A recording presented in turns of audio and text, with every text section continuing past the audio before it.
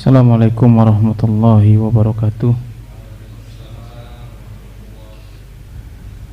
Innal hamdalillahi nahmaduhu ta'ala wa nasta'inuhu wa nastaghfiruh wa na'udzu billahi min syururi anfusina wa min sayyiati a'malina. May yahdihillahu fala mudhillalah wa may yudlil fala hadiyalah. Asyhadu an la ilaha illallah wahdahu la syarikalah wa asyhadu anna Muhammadan abduhu wa rasuluhu alladzi la nabiyya ba'da. Qala Allah ta'ala fi kitabihil karim, ya ayyuhalladzina amanu taqullaha haqqa tuqatih wa la tamutunna illa wa antum muslimun. Ya ayyuhan nasu taqu rabbakumul ladzi khalaqakum min nafsin wahidah wa khalaqa minha zawjaha wa batha minhuma rijalan katsiran wa nisaa wattaqullaha alladzi tasaaluna bihi wal arham innallaha kana 'alaikum raqiba. Ya ayyuhalladzina amanu taqullaha wa qulu qawlan sadida yuslih lakum a'malakum wa yaghfir lakum dzunubakum wa may yuti'illaha wa rasulahu faqad faza fawzan 'azima. Amma ba'du. Alhamdulillah, segala puji hanya milik Allah subhanahu wa ta'ala. Kita memohon berlindung serta bertobat kepadanya, dan kita bersaksi bahwasanya tidak ada Tuhan yang berhak disembah kecuali Allah subhanahu wa ta'ala.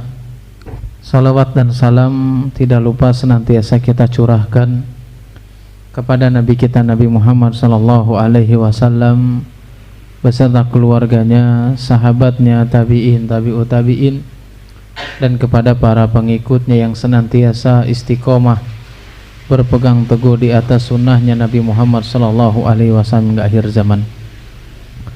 Alhamdulillah, atas izin Allah subhanahu wa ta'ala, pada kesempatan kali ini kita melanjutkan kembali tentang kitab yang sangat bermanfaat, yaitu adalah kitab Al-Kabair karya Al-Imam Adz-Dzahabi rahimahullahu ta'ala, yang mana penjelasan kali ini yaitu adalah penjelasan bab yang sangat penting, yaitu adalah Al-Kabiratul Khamisata Asyrata, yaitu diantara dosa berikutnya yang ke-15, yaitu adalah Al-Kibru wal Fakhru wal Khuyala wal ujbu wattiyahu, yaitu adalah bab tentang sombong, wal fakhr, fakhr itu bisa dikatakan berbangga-bangga atau berbangga.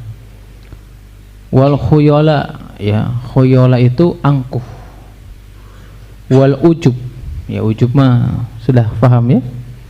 Kemudian apa? Wattihu, itu adalah takabur.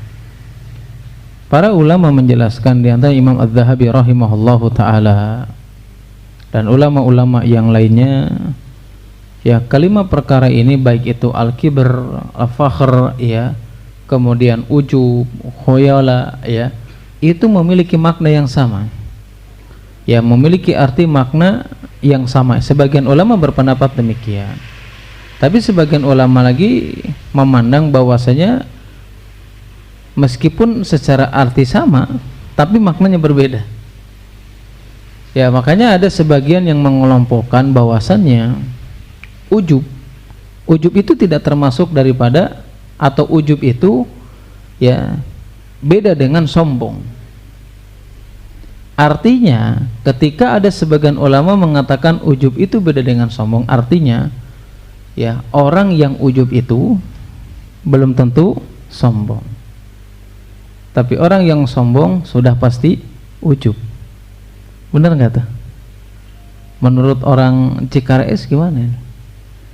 Jadi sebagian ulama itu mengatakan bahwasanya ujub itu adalah sarana kesombongan, tapi orang yang ujub itu belum tentu sombong, tapi orang yang sombong sudah pasti itu ujub. Bahkan sebagian ulama sendiri atau di antara mereka, ujub itu ada beberapa jenis. Di antara hal yang pertama yang dijelaskan oleh sebagian ulama, yang pertama ujub itu yang dijelaskan oleh para ulama kepada kita semuanya, yaitu adalah terpukau. Terpukau itu gimana? Kagum kali ya. Terpukau dengan kagum sama nggak? Sama ya, kurang lebih sinonimnya mungkin ya. Ya. Ujub itu kapan? Yang pertama jenisnya itu adalah terpukau. Yang kedua makna ujub itu yaitu adalah dia merasa lebih baik ketika melakukan suatu ibadah. Ini haram hukumnya. Ya, dia menyombongkan kurang adabnya kepada Allah Subhanahu wa taala sehingga merasa bahwasanya ibadahnya itu lebih baik daripada orang lain. Yang ketiga ya, yang dijelaskan oleh para ulama, yang dimaksud dengan ujub itu yaitu adalah merasa keberhasilannya itu adalah dengan dirinya sendiri, tidak menyandarkan kepada Allah Subhanahu wa taala. Sebagaimana siapa? Qarun, innama utituhu ala ilmil indi. Kekayaan, kehebatan yang aku miliki itu karena kehebatan ilmu aku. Nah, kemudian kenapa hal ini penting harus kita jelaskan? Kesombongan ya, atau al-kibr dalam bahasa Arab atau al-kibru itu bukan hanya terjadi bagi orang awam saja. Ini pun terjadi di antara kaum muslimin atau terjadi di antara para penuntut ilmu. Terjadi sombong ini. Apalagi si penuntut ilmunya kenal dekat dengan ustadz besar gitu, dengan ustadz kibar. Itu sombongnya itu ayawai itu. Ya, menyepelekan orang lain, merendahkan orang lain, merasa dirinya wow gitu gaul dengan salah satu ustadz kibar gitu. Ya, sombongnya apa? Ini yang tidak pernah disadari. Ketika seseorang dekat dengan ustadz kibar, yang menjadikan dia sombong itu bisa jadi dia tidak merendahkan orang lain, tapi yang menjadikan dia sombong itu adalah tidak mau menerima kebenaran daripada yang lainnya karena sebab kedekatan dengan orang-orang besar. Ada saya gaul jeung ustadz ieu mah gitulah. Itu terjadi. Sehingga apa? Untuk menerima nasihat dari orang yang tidak kenal dengan ustadz itu nggak mau juga. Makanya kalau mungkin pernah dengar ya, kalau mudah-mudahan ini bukan di Bandung, di daerah Jabodetabek sana, jadi ini dikritik oleh ustadz-ustadz kibar juga. Makanya ada istilah apa? Ikhwan senior atau ikhwan ring 1. Luar biasa, ada ikhwan ring 1 gitu. Ya, itu hal-hal seperti itu menimbulkan apa? Kesombongan. Itu betul terjadi loh. Saya tahunya di Jabodetabek, dari sebagian ustadz-ustadz tahunya. Kalau di Bandung nggak tahu tuh, ada ikhwan senior lah, ikhwan kibar lah gitu ya, atau ikhwan ring 1. Luar biasa memang.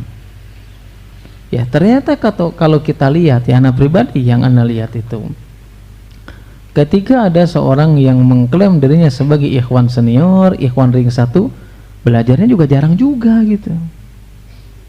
Cuman hanya eksis dengan nama ustadz itu sendiri. Ya, hanya dengan menunjukkan kebanggaannya dengan ustadz itu sendiri. Padahal dia juga diajak belajar nggak mau gitu. Maunya apa? Ya maunya deket aja gitu.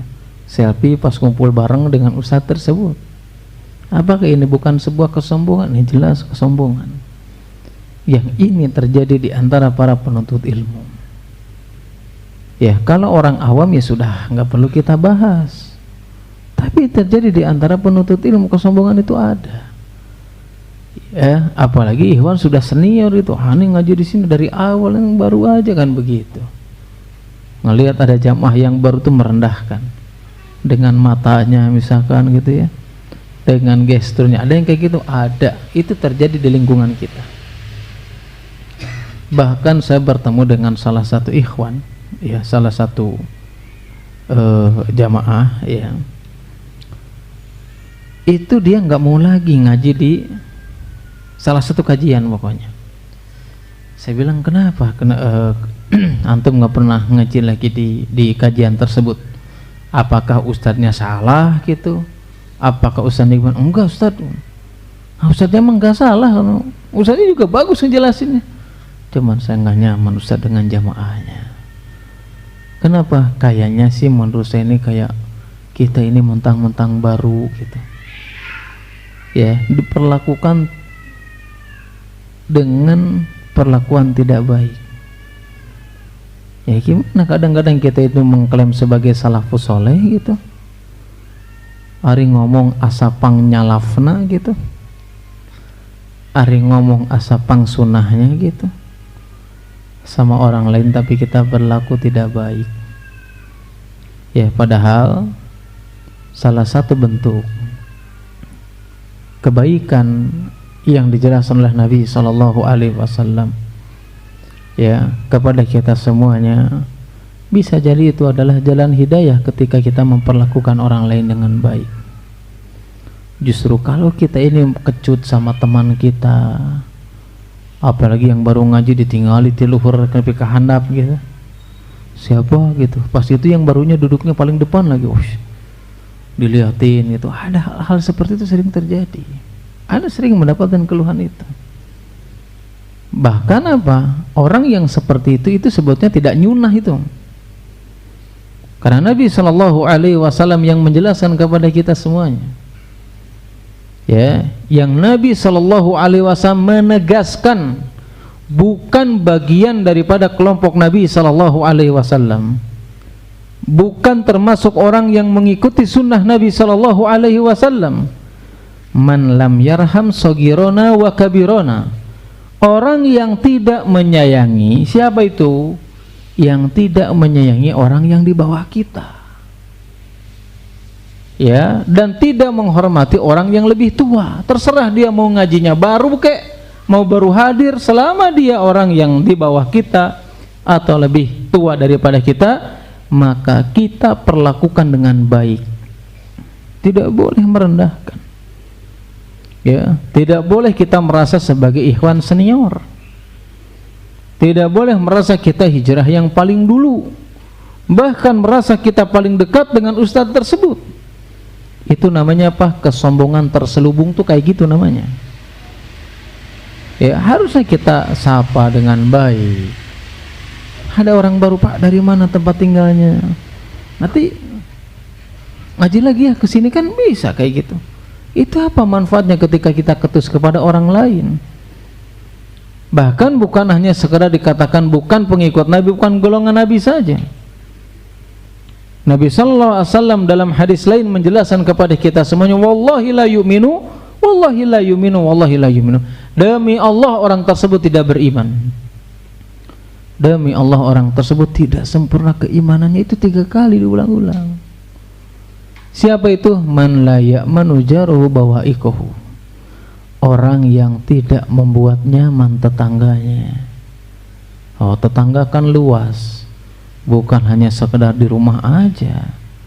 Ada orang ngaji dibuat kita tidak nyaman, itu diantara tanda kurangnya keimanan kepada Allah. Kalau hanya sekedar termasuk daripada orang yang kurang imannya, itu masih mending, meskipun itu juga bahaya. Bagaimana kalau itu termasuk tanda orang tidak beriman kepada Allah Subhanahu wa ta'ala?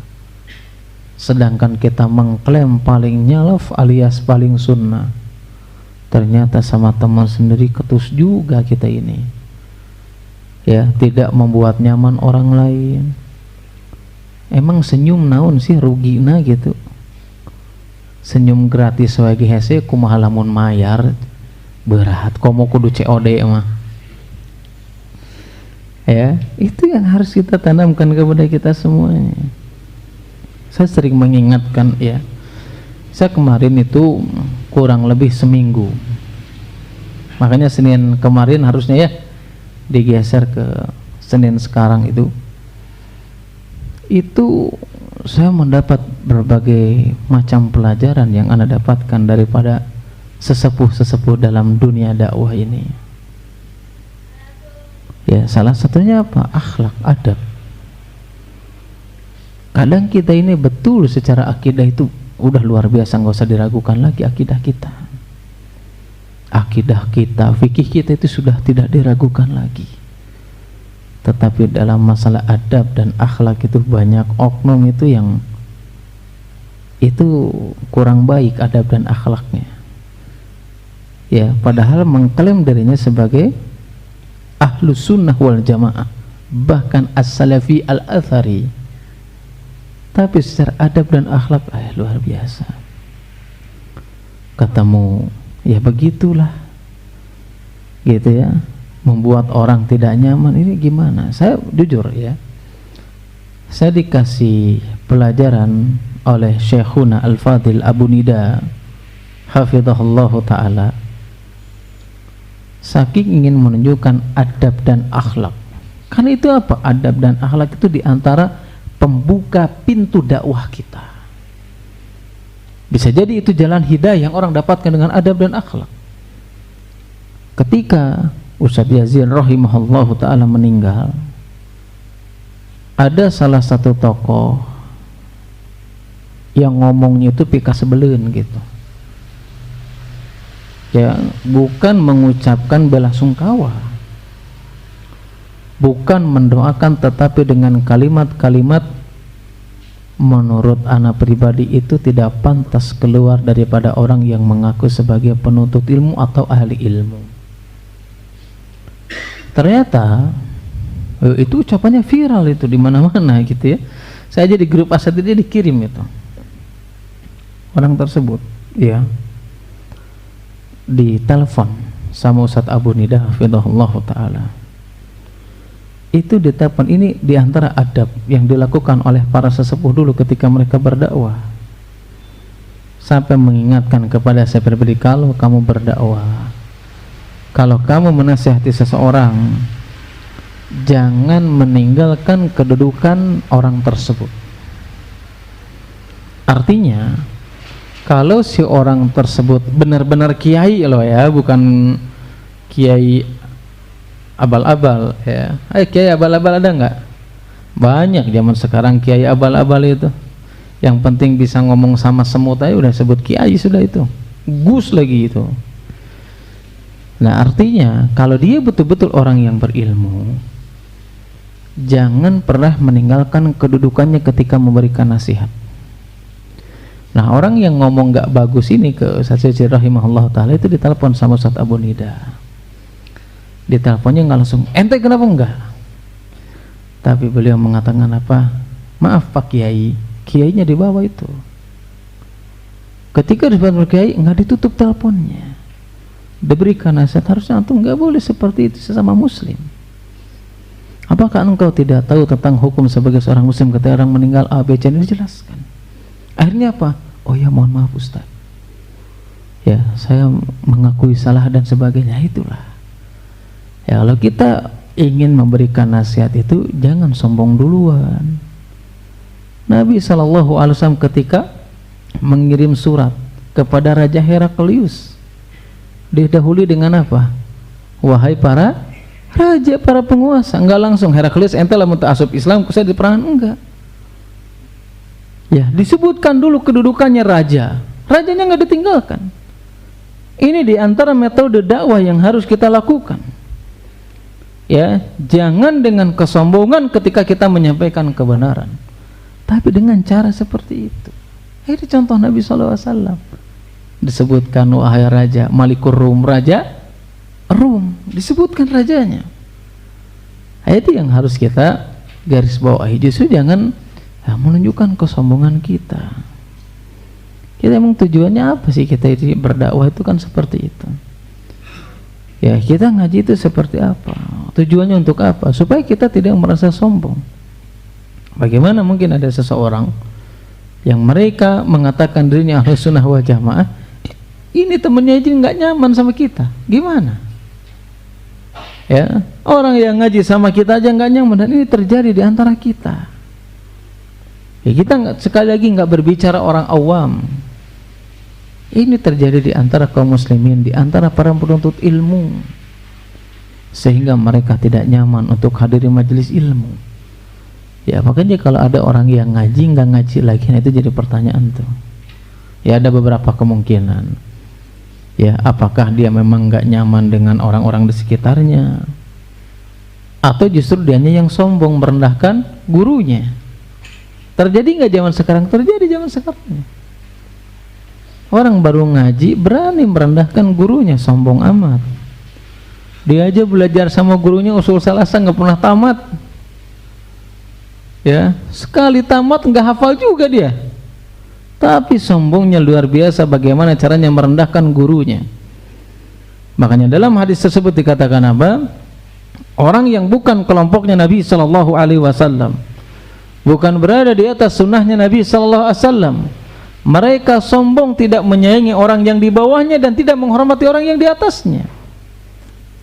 Kemudian apa? Merendahkan wa ya'muru bil ma'ruf wa yanha 'anil munkar wa ya'rifu ma'alima hajatahu. Bahkan mereka itu menyepelekan tentang hak orang-orang yang berilmu. Itu sombong namanya. Terjadi enggak zaman sekarang? Terjadi. Mana adabnya dan akhlaknya? Ya, katanya kita nggak boleh sombong. Oke lah, kita tidak sombong, tapi kita merendahkan orang yang ada di sekitar kita, merendahkan guru-guru kita gitu.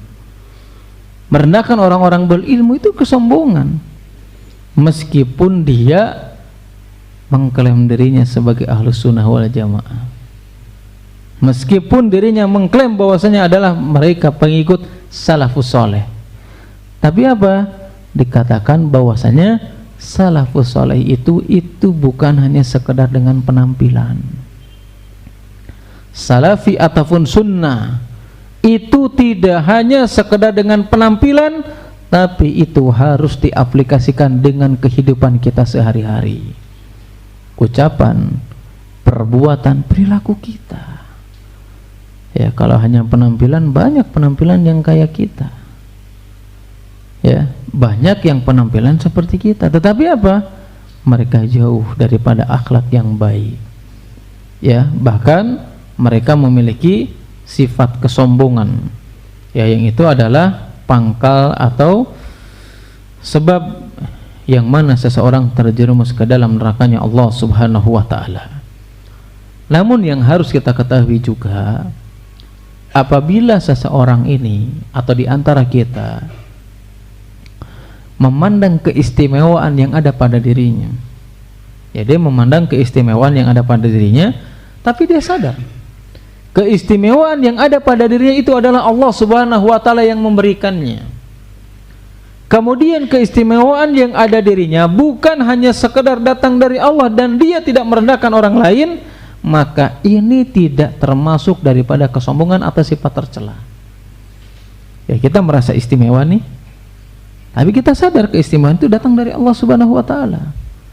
Di sisi lain kita juga tidak merendahkan orang lain, maka hal tersebut bukan perbuatan yang tercela. Itu yang dijelaskan oleh para ulama, ya, kepada kita semuanya yang berkaitan dengan sombong alias takabur. Di antara dalil yang dinukilkan oleh Imam Az-Zahabi rahimahullah ta'ala, dalil yang pertama, di antara penjelasan termasuk daripada dosa besar sombong, ujub dan sejenisnya, ya, karena ujub itu sendiri, ya, itu kan bagian atau di antara sarana seseorang menjadi sombong. Ada sebuah hadis Nabi sallallahu alaihi wasallam menjelaskan kepada kita semuanya, thalasun muhlikat. Ada 3 hal yang bisa membinasakan seseorang. Apa itu? Kata Nabi sallallahu alaihi wasallam, yang pertama, syuhun muta. Yang bisa membinasakan seseorang itu adalah bakhil yang dipelihara. Dipelihara mah domba gitu, apa? Ya, itik misalkan hayam yang memelihara bakhil. Ya, orang yang memelihara kebakhilan syuhun muta, itu salah satu tanda kebinasaan seseorang. Yang kedua apa? Hawaun muttabaun. Tanda kebinasaan atau yang membinasakan seseorang mengikuti syahwat dan hawa nafsu. Dan yang ketiga tanda yang bisa membinasakan seseorang, i'jabul mar'i binafsihi, itu adalah merasa bangga terhadap dirinya, alias ujub namanya itu. Ya, bangga terhadap dirinya. Kalau sifat itu ujub ada pada diri kita masing-masing, berarti orang tersebut berada di salah satu tanda yang membinasakan seseorang. Ijabul mar'i binafsihi. Ya, dan di antara dalil yang dinukilkan oleh Imam Dhahabi rahimahullah taala yaitu adalah surat Ghafir ayat 27, bahwasanya Allah Subhanahu wa taala berfirman, ya, menjelaskan kepada kita semuanya, wa qala Musa inni udtu bi rabbi wa rabbikum min kulli mutakabbirin la yu'minu bi yaumil hisab. Allah Subhanahu wa taala berfirman, wa qala Musa, dan Musa berkata, inni udtu bi rabbi, sesungguhnya aku berlindung kepada Rabbku, wa rabbikum, dan Rabb kalian, min kulli mutakabbirin, dari setiap orang-orang yang menyombongkan diri, la yu'minu biyaumil hisab, ya, yang mereka menyombongkan diri dan mereka tidak beriman kepada hari pembalasan. Makanya kalau kita lihat ayat-ayat Makkiyah, ayat-ayat Makkiyah itu apa itu? Yang masyhur aja, yang umum dijelaskan oleh para ulama, ayat Makkiyah atau surat Makkiyah itu yang kayak gimana?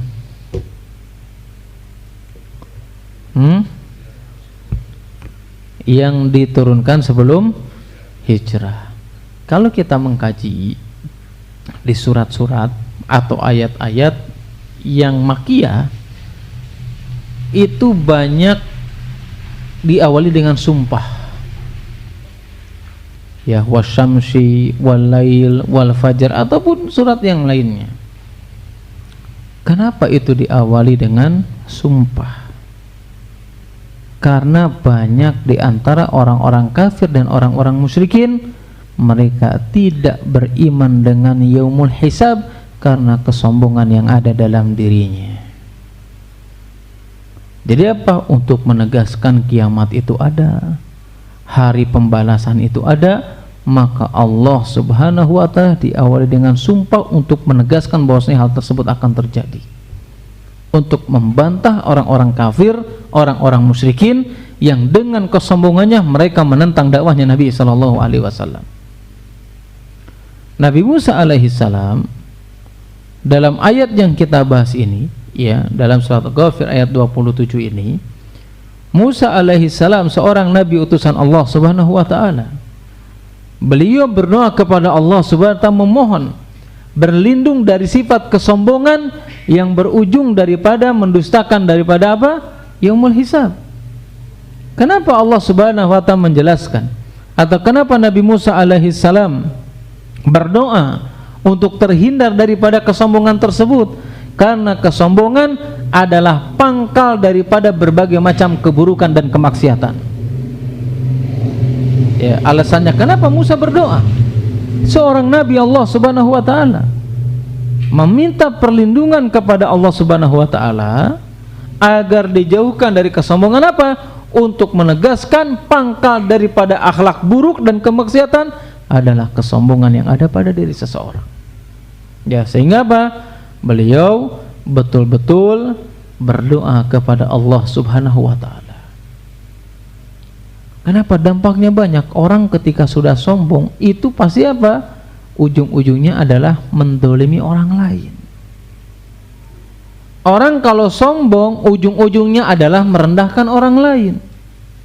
Dan kalau orang sudah merendahkan orang lain, kemudian mendolimi orang lain, maka disitulah salah satu letak pangkal daripada keburukan dan kemaksiatan, pangkal daripada akhlak buruk yang ada pada diri seseorang. Dan kita tahu sombong itu lawan daripada tawadu. Apa tawadu itu? Bukan taramawa duit, ya. Apa tawadu itu? Kan lawan daripada sombong. Apa tawadu kira-kira?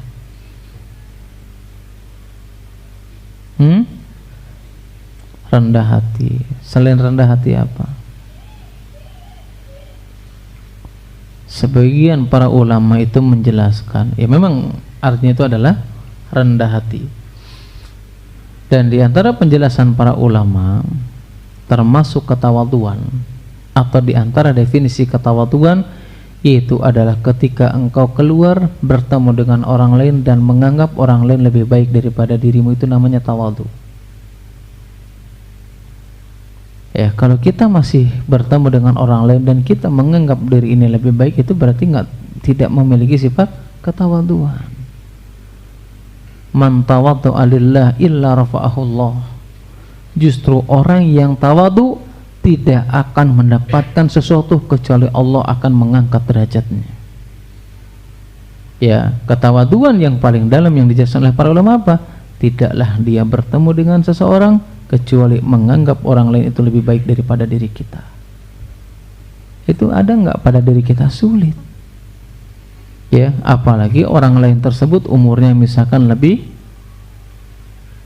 muda daripada kita, jabatannya lebih rendah daripada kita, ya, sehingga hal seperti itu sulit untuk dilakukan oleh seseorang. Ya, kalau seandainya seseorang itu ada sifat kesombongan di dalam dirinya, maka sampai kapanpun dia tidak akan pernah merasa tawadhu. Makanya wajar ketika Musa alaihissalam berdoa kepada Allah subhanahu wa ta'ala untuk dijauhkan dari sifat takabur karena pangkal daripada keburukan, karena pangkal daripada akhlak yang buruk, yaitu adalah ketika memiliki sifat sombong, lawan daripada ketawaduan. Makanya salah satu dalil yang dinukilkan oleh Imam Az-Zahabi rahimahullahu ta'ala yaitu adalah surat Ghafir ayat 27, wa qala Musa inni uttu bi rabbi wa rabbikum min kulli mutakabbirin la yu'minu bi yaumil hisab.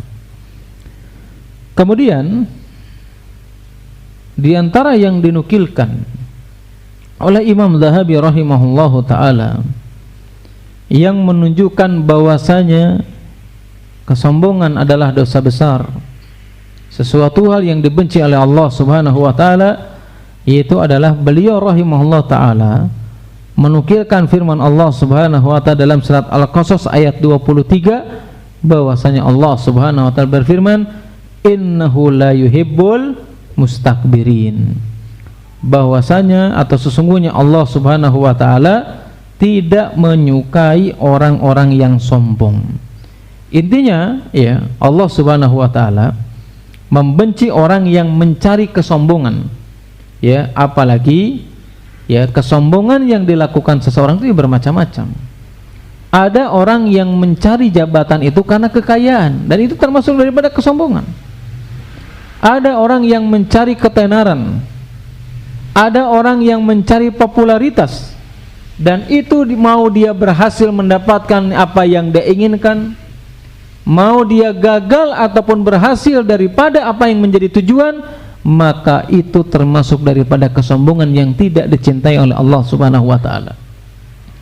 Dan ayat tersebut ketika Allah subhanahu wa ta'ala menjelaskan innahu la yuhibbul mustakbirin, sesungguhnya dia Allah subhanahu wa ta'ala tidak menyukai orang-orang yang sombong. Sombong di sini mencakup kesombongan yang umum, baik itu orang kafir ataupun orang mukmin, baik itu kesombongan yang berkaitan dengan ibadah ataupun kesombongan yang berkaitan dengan jabatan dunia dan semisalnya. Yang jelas Allah subhanahu wa ta'ala tidak pernah menyukai kesombongan yang dilakukan oleh seseorang. Itu baik tadi apa yang pertama, baik kesombongan ya yang berkaitan dengan berhubungan dengan ibadah, ya, atau kesombongan dengan menolak kebenaran, ataupun kesombongan yang berkaitan dengan apa, berhubungan dengan jabatan ataupun berkaitan dengan dunia yang lainnya. Apalagi zaman sekarang media untuk sarana untuk sombong itu mudah zaman sekarang itu, ya, dengan media sosial non maksud ketika foto ditinggalikan, distatuskan jumlah rekening gitu tah. Apa coba kira-kira maksudnya? Ya, kalau dia mau bagi-bagi mah nggak masalah. Ada orang misalkan apa yang sombong, Biasanya apa yang berkaitan dengan ibadah yang disombongkan apa? Apa kira-kira yang berkaitan dengan ibadah tapi sombong sebetulnya itu? Sudah sombong riya lagi. Apa itu yang berkaitan dengan ibadah? Umroh. Umroh gimana sombongnya Pak? Selfie. Kalaupun nggak selfie, ada juga Pak. Foto Ka'bahnya aja. Wah, benar-benar ibadah kali ini melelahkan, wis guys. Ya, ternyata ya memang lelah sebetulnya, nggak usah diceritakan. Tetapi memang dia ingin menyombongkan diri kan begitu. Ya, atau misalkan paspornya dilihatin, Pak. Paspor dengan tiketnya. Khawatir ya, jangan sekali-kali melakukan seperti itu. Ya, sedikit banyaknya minimalnya kalau tidak sombong itu riya terselubung namanya. Ya, kan banyak riya atau sum'ah terselubung tuh banyak. Nggak sadar. Oh, tiba-tiba bangun tengah malam gitu, nggak ngomong apa-apa, cuman kan di HP itu biasanya ada jam sama derajat itu loh. Dingin-dingin itu apa tuh? Celciusnya ya? Foto aja kan, jam 3 derajat yang Celcius. Tulisnya di bawahnya, subuh ini dingin banget guys. Gaya. Pas dipoto 2:30, kan pengen tahu, oh berarti dia sholat malam padahal abdas status sungkul peremdai. Gitu. Banyak yang seperti itu. Ujung-ujungnya apa? Sombong. Bukan hanya sekedar riya. Atau misalkan ketemu karena lagi apa namanya? Apa biasanya kumpulan SMP SMA? Reuni. Mana telat? Wah saya mah dia tuh kanu Grab gitu misalkan. Nah tuh bawa kendaraan. Pan kendaraan teh sama dijual. Nah aku mau dijual. Nya kamari teh ngebangun masjid di Balai Endah. Saya tuh aduh. Warga naik kendaraanku saya itu dia terselubung namanya ya, kesombongan yang terselubung ya, dan itu pasti kita mengalami hal seperti itu. Kadang ngobrol tapi pengen ditanya hal seperti itu ya, makanya ayat ini innallaha la yuhibbul mustakbirin ini itu mencakup bukan hanya sekedar orang mukmin saja, itu orang kafir ataupun orang mukmin. Baik kesombongan yang berkaitan menolak kebenaran atau kesombongan yang berkaitan dengan jabatan atau dunia yang lainnya, intinya Allah Subhanahu wa ta'ala tidak pernah suka dengan orang-orang yang sombong. Ya. Nah, ayat ini dinukilkan oleh Imam Adz-Dzahabi rahimahullahu taala. Itu apa? Untuk menunjukkan bahwasanya perbuatan sombong adalah termasuk daripada dosa besar. Kenapa? Karena Allah sendiri yang mengatakan dalam ayat tersebut, menegaskan kepada kita semuanya, innahu la yuhibbul mustakbirin, sesungguhnya Allah Subhanahu wa ta'ala tidak menyukai orang-orang yang sombong yang berujung dengan nerakanya Allah Subhanahu wa ta'ala, sebagaimana Allah Subhanahu wa ta'ala menegaskan dalam surat Al-Ghafir ayat 60 bahwasanya Allah Subhanahu wa ta'ala berfirman, innalladzina yastakbiruna an ibadati sayadkhuluna jahannama dakhirin. Innalladzina, sesungguhnya orang-orang yastakbiruna, orang-orang yang sombongan ibadati, dari ibadah yang diperintahkan oleh Allah Subhanahu wa ta'ala. Salah satu ibadah yang diperintahkan oleh Allah Subhanahu wa ta'ala adalah tawadhu ya, alias kita tidak menyombongkan diri, tidak bangga dengan jabatannya, tidak bangga dengan kekayaannya, bahkan tidak bangga dengan ibadah yang dia lakukan. Bagaimana mungkin seseorang bisa menyombongkan ibadahnya? Sedangkan Ibrahim alaihissalam berdoa kepada Allah Subhanahu wa ta'ala, padahal beliau memiliki jasa yang begitu besar, meninggikan Ka'bah yang selama ini kita ibadah di hadapannya. Ibrahim alaihissalam mengatakan apa? Rabbana taqabbal minna innaka antas samiul alim. Rabbana taqabbal minna, ya Rabb kami terimalah amalanku ini. Innaka antas samiul alim, engkau yang maha mendengar, yang maha mengetahui, tidak pernah sombong dengan amalnya. Bagaimana dengan kita ibadah yang sering bolong-bolong, ibadah yang sering tidak khusyuk di dalamnya, bahkan sunnah-sunnah yang sering kita tinggalkan? Bagaimana kita sombong dengan ibadah yang kita lakukan? Sedangkan Ibrahim alaihissalam mengatakan apa? Rabbana taqabbal minna innaka antas samiul alim. Makanya sebagian para ulama menjelaskan, di antaranya Syekh Sulaiman atau Ibrahim Ar-Ruhaili hafizahullahu ta'ala menjelaskan kepada kita supaya kita tidak sombong dengan ibadah yang kita lakukan, kita harus ingat dengan kekurangan yang kita miliki. Kenapa? Karena kita yang tahu tentang kekurangan kita, meskipun orang lain memuji kita,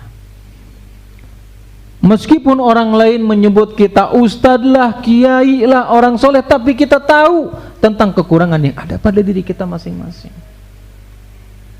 Makanya beliau mengatakan apa? Ingat dengan kekurangan yang ada pada dirimu, itu salah satu sebab kita dijauhkan daripada sifat sombong.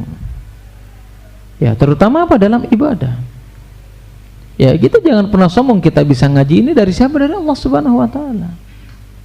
Bukankah Ibnu Mas'ud radhiyallahu taala anhu menjelaskan kepada kita semuanya ketika menafsirkan la haula wala quwata illa billah?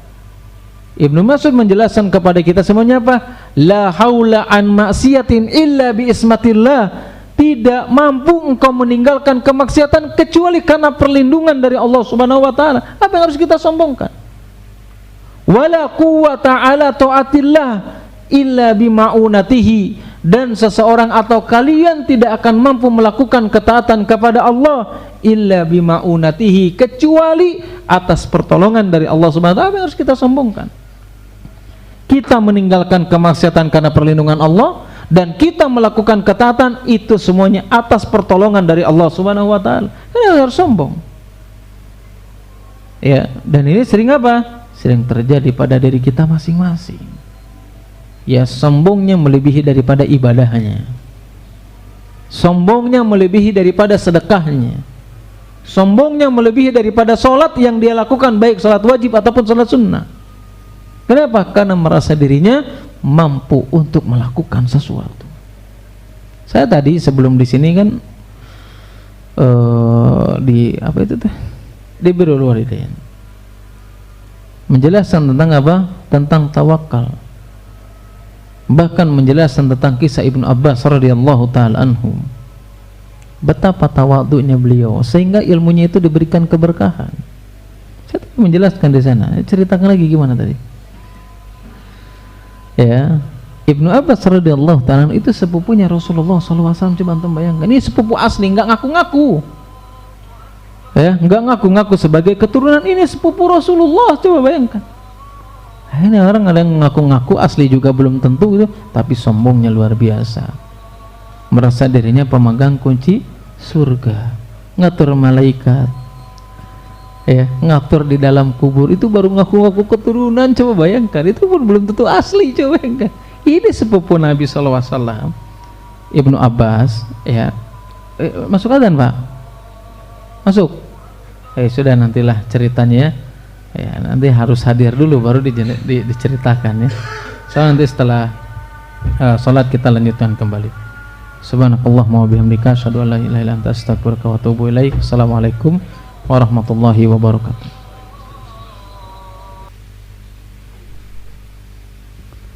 Assalamualaikum warahmatullahi wabarakatuh. Alhamdulillahilladzi arsala rasulahu bil huda wa dinil haqqi liyudhhirahu ala dini kullihi wa kafa billahi syahida.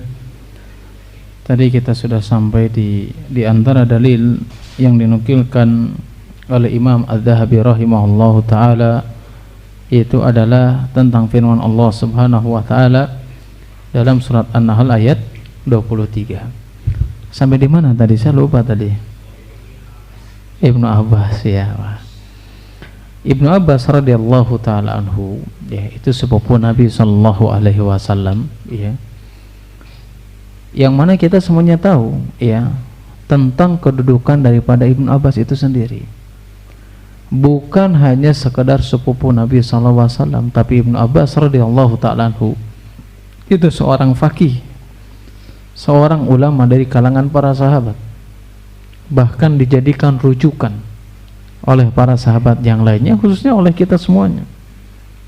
Ya, dan beliau sebagai ulama daripada ahli tafsir. Coba bayangkan, beliau pernah mendengar seseorang menyampaikan suatu hadis Nabi sallallahu alaihi wasallam yang beliau belum tahu sebelumnya, sampai beliau mencari orang tersebut. ya, mendatangi rumahnya orang yang menyampaikan hadis Nabi sallallahu alaihi wasallam yang Ibnu Abbas sebelumnya belum tahu. Ketika datang dan sampai ke rumahnya, maka apa? Qadarullahnya orang yang menyampaikan hadis tersebut sedang qailulah atau tidur siang. Akhirnya Ibnu Abbas radhiyallahu ta'ala anhu menunggu dengan menutupi tubuhnya dengan selendangnya kan angin yang begitu kencang. Kemudian setelah itu beberapa waktu kemudian keluarlah orang yang ditunggu oleh Ibnu Abbas itu sendiri. Kemudian menyampaikan, ada apa denganmu wahai Ibnu Abbas, sepupu Rasulullah sallallahu alaihi wasallam? Maka apa? Ibnu Abbas ketika itu langsung mengatakan, bahwasanya aku mendengar bahwasanya engkau menyampaikan tentang hadis Nabi SAW dan aku ingin mendengar secara langsung. Maka kata orang tersebut yang ditemui oleh Ibnu Abbas radhiyallahu ta'ala mengatakan, tidak sepantasnya engkau melakukan seperti ini. Sesungguhnya engkau bisa mengutus seseorang kemudian aku menyampaikan hadis tersebut. Tapi kata Ibnu Abbas radhiyallahu ta'ala anhu rahimahullahu ta'ala rahmatan wasi'ah, beliau mengatakan tidak pantas bagiku untuk melakukan seperti itu. Artinya apa? Ini untuk menunjukkan betapa tawadunya Ibnu Abbas. Meskipun kedudukannya lebih tinggi daripada orang yang menyampaikan hadis tersebut, beliau datang. Beliau mendengarkan secara langsung.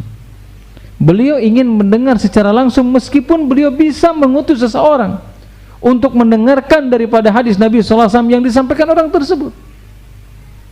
Tapi ingin menghindari sifat kesombongannya, memberikan contoh bagaimana ketawaduan sehingga Allah Subhanahu wa ta'ala mengangkat derajatnya.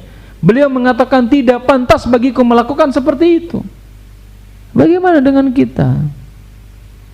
Bagaimana dengan orang yang mengaku keturunan Nabi SAW tapi sifatnya sombongnya luar biasa, menolak kebenaran yang datang dari Nabi SAW, menolak hadis-hadis Nabi SAW, tapi di sisi lain mereka mengaku bahwasanya mereka adalah keturunan Nabi SAW. Apakah ini bukan sifat kesombongan? Apakah itu terjadi pada diri kita masing-masing? Terjadi juga pada diri kita. Ya, kita selama ini ya tidak mau mendengarkan sesuatu yang hak yang itu datang daripada saudara kita masing-masing. Mana sifat tawadhunya? Mana sifat akhlak para salafus saleh yang ada pada diri kita masing-masing? Ya, dan ini apa? Kembali lagi, ini adalah kesombongan yang terselubung namanya. Kesombongan yang tidak disadari oleh seseorang. Makanya di antara dalil yang dinukilkan oleh Imam Az-Zahabi rahimahullahu taala, hal yang berkaitan dengan kesombongan, yaitu adalah hadis yang sangat masyhur ya, yang sering kita dengar bahwasanya Nabi SAW bersabda dalam sebuah hadis yang diriwayatkan Imam Muslim dan yang lainnya, la yadkhulul jannata man kana fi qalbihi misqalu dzarratin min kibr. Tidak akan masuk surga man kana fi qalbihi misqalu dzarratin min kibr. Tidak akan masuk surga orang-orang yang ada kesombongan di dalam hatinya sebesar biji dzarrah. Apa biji dzarrah ini apa? Ditafsirkan oleh para ulama, dzarrah di sini yaitu adalah semut yang sangat kecil yang apabila disimpan di atas timbangan ini nggak bergerak, nggak ngaruh gitu, nggak ngangkat. Saking apa? Saking kecilnya. Sebagian ulama mengatakan bahwasanya dzarrah di sini yaitu adalah sisa kotoran yang ada di tangan ketika kita sudah apa bahasa Indonesia gini tuh? Mengeprukan. Hah? Apa bahasa Indonesia? Pokoknya setelah dikeprukan lah. Paham ya? Setelah mengeprukan gitu. Nah, sebagian ulama mengatakan darah ini sisa tanah yang ada pada tangan kita yang kita bersihkan setelah dikeprukan tersisa. Nah itu darah itu. Dan kita misalkan kotor ya, keprukan gitu misalkan ya, ada sisa nih. Nah darah itu. Saking kecilnya ini kalau disimpan di timbangan ini nggak bergerak. Sebagian ulama lagi menafsirkan bahwasanya darah tersebut adalah partikel kecil yang tidak bisa kita lihat kecuali ada cahaya melalui jendela. Nah itu baru terlihat. Kita kan kalau jendela nih, kalau lagi sesapu atau di rumah ya, cahaya masuk jendela, ada yang ngapung-ngapung kayak gitu, kayak debu. Nah sebagian ulama mengatakan bahwasanya dzarrah itu seperti itu. Jadi ada yang mengatakan semut, ada yang mengatakan sisa tanah setelah dikepurukan tadi, atau partikel kecil yang tidak bisa kita lihat kecuali ketika cahaya masuk ke dalam atau melalui jendela. Itu namanya dzarrah. Apapun yang ditafsirkan oleh para ulama dzarrah tersebut, baik itu semut, sisa tanah atau partikel kecil, intinya maknanya sama, adalah dzarrah adalah sesuatu yang kecil yang apabila disimpan di atas timbangan, timbangan tersebut tidak bergerak. Nah, Nabi ingin menjelaskan kepada kita, kalau seandainya sombong itu ada pada diri kita sebesar dzarrah tersebut, yang apabila disimpan di atas timbangan saja tidak bergerak, itu bisa menjadikan seseorang tidak masuk ke dalam neraka. Bagaimana kalau kesombongan itu sebesar batu yang ada dalam diri kita? Bagaimana kalau seandainya kesombongan lebih besar daripada itu, sedangkan yang tidak bergerak saja di atas timbangan itu bisa menyebabkan seseorang masuk ke dalam nerakanya Allah Subhanahu wa taala. Ya, bagaimana lamun sombongnya lebih besar daripada itu? Kalau kata orang Sunda, bagaimana kalau sombongnya seawak-awak? Ya, yang kecil saja apa? Nabi sallallahu alaihi wasallam menjelaskan apa? La yadkhulul jannata man kana fi qalbihi misqalu dzarratin minal kibr. Bahkan ya, Nabi sallallahu alaihi wasallam menjelaskan kepada kita, ya, kalau kita simpulkan bahwasanya kesombongan ini adalah pangkal daripada akhlak yang buruk. Nabi sallallahu alaihi wasallam, kalau nggak salah hadis dari Abu Dzar radhiyallahu taala anhu, Nabi menjelaskan kepada kita semuanya apa? Ittaqillaha haitsu ma kunta watbi sayyi'atal hasanata tamhuha wa khaliqin nas bi khuluqin hasan. Dalam hadis tersebut Nabi SAW menjelaskan apa? Ittaqillaha haitsu ma kunta, bertakwalah kalian dimanapun engkau berada. Wa khaliqin nas, kan ada ujungnya ya, wa khaliqin nas bi khuluqin hasan. Di sini digabungkan antara takwa dengan berbuat baik, bersikap baik, akhlak yang baik kepada orang lain. Kenapa Nabi SAW menggabungkannya? Antara perintah bertakwa dengan perintah bersikap baik alias tidak sombong yang ada pada dirinya. Kenapa digabungkan? Ini untuk menegaskan kepada kita sebagaimana dijelaskan oleh para ulama, apabila ada seseorang yang mereka memperlakukan orang lain dengan akhlak yang buruk, di antaranya adalah kesombongan, itu menunjukkan kurangnya ketakwaan seseorang kepada Allah Subhanahu wa taala. Karena orang yang bertakwa kepada Allah, mereka senantiasa memperlakukan orang lain dengan baik tanpa didasari dengan kesombongan. Ya, kan kita bisa tahu kalau kita mengaku sebagai bertakwa kepada Allah, tapi kalau kita muamalah dengan orang lain buruk, salah satunya adalah kesombongan, berarti apa? Memang kita kurang bertakwa. Kita takwa itu hanya sekedar pengakuan saja, hanya pengklaiman dirinya saja bahwasanya dia bertakwa.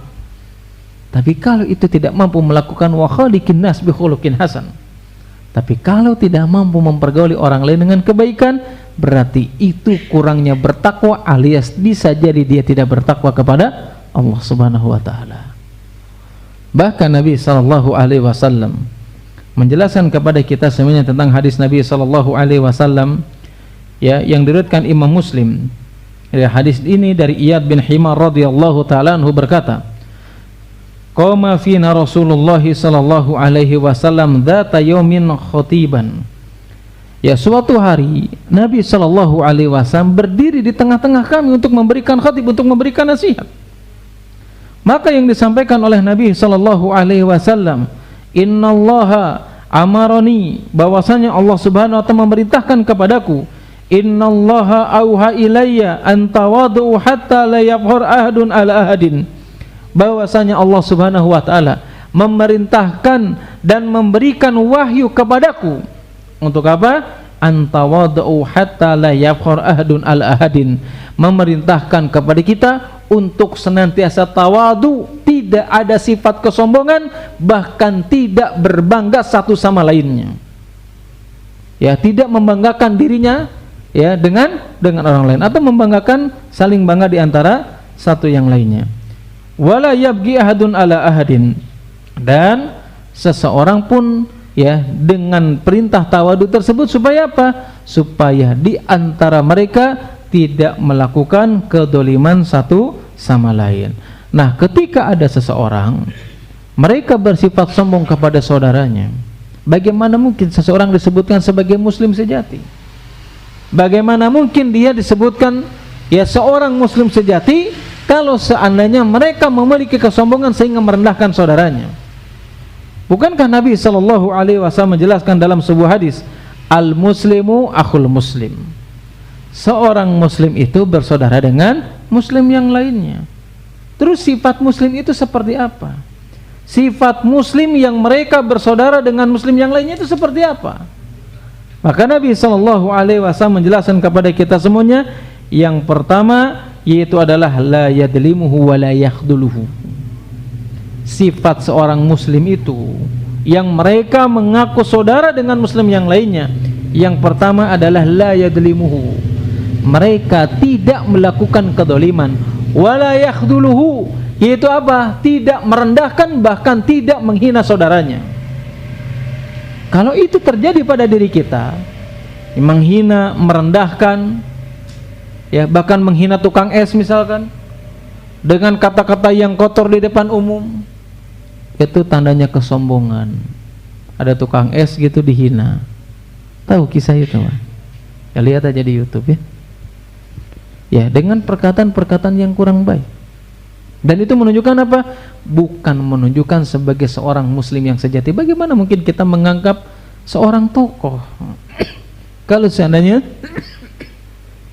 kebiasaannya apa? Merendahkan orang lain. Merendahkan orang lain di hadapan orang lain juga. Laku nggak jualan esnya, langsung apa? Diejek. Merendahkan apa enggak? Itu merendahkan namanya. Ya, bahkan bisa jadi tukang es itu bisa jadi lebih dulu masuk surganya daripada kita. Ya, makanya saya ingat ketika itu saya kajian di apa namanya di Syekh Nu'man Witar hafizahullahu taala. Ketika itu mengkaji tentang kitab Silsilah Ahadits Shahihah karya Syekh Al-Albani rahimahullah ta'ala. Beliau menyampaikan kepada kita sebenarnya, la tasubbul gaugo, kalian itu jangan mencelak gaugo, jangan merasa lebih baik daripada gaugo.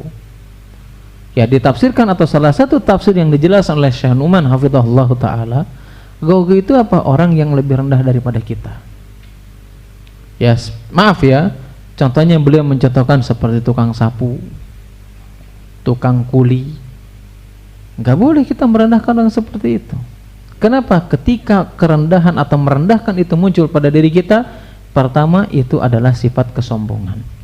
Yang kedua, kenapa tidak boleh la tasubul gaugo? Tidak boleh menghina, merendahkan orang yang di bawah kita, karena sampai kapanpun kita akan membutuhkan mereka. Mungkin sekarang mah nggak butuh. Saya jujur ya, ketika di perumahan saya itu, kadang-kadang kita ini menyepelekan tukang sampah. Ketika tukang sampah 3 hari nggak ada, bingung kita, sampah numpuk, coba bayangkan. Ya, mungkin sekarang nggak butuh, tapi ada momen kita semuanya akan butuh. Makanya kalau kita mengkaji kitab Tauhid, Al-Qaulul Mufid, syarah kitab Tauhid karya Syekh Utsaimin rahimahullahu taala, ya supaya kita tidak merendahkan orang lain, di situ dijelaskan tentang makna daripada an-nas. Ya, kalau manusia disebut insan, kita semuanya tahu kenapa disebut insan, karena suka nisyan. Nisyan itu apa? Pelupa, apalagi sama hutang. Ya, itu sifat manusianya muncul, lupa.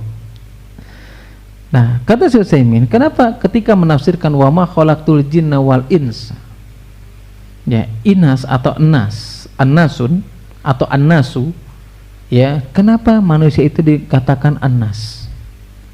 Itu saya dapat faedah itu dari kitab Qaulul Mufid itu, karya Syekh Utsaimin. Ya, disebutkan manusia itu an-nas karena ya'nas ba'dhum ba'dha, karena manusia itu saling membutuhkan satu sama lain. Itulah karakter manusia. Kenapa kita harus sombong? Oke lah, sekarang kita tidak membutuhkan orang yang tukang sapu, tapi ada momen kita membutuhkan mereka. Ya, karena kesombongan kita, kadang kita ini sombong sama saudara kita. sombong dengan orang-orang di sekitar kita, padahal kita mengaku orang yang bertakwa dan sudah ngaji. Tapi ketika hajat butuh juga keluarga kita yang dijadikan apa, tukang ngambilan piring, coba Allah. Tapi ketika nggak hajat, sombongnya luar biasa, nggak ingat sama saudaranya. Ingatnya kapan?